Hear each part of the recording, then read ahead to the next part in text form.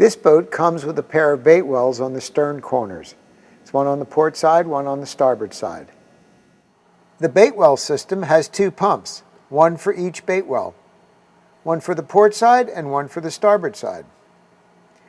There is one bait light switch that lights up both bait wells. These bait wells have a lens that allow light into the bait well to help the bait stay livelier.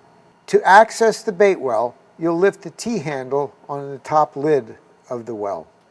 The bottom drain assembly has a plug in the center of it. It allows you to turn off the drain so that water stays in the bait well. The flow valve that is just below the light has an adjustable center so that you can control the amount of water that is coming into the bait well. There's a drain that is also adjustable by turning the center of the fixture. You'll be able to control the level of water and create equilibrium between the flow valve and upper drain.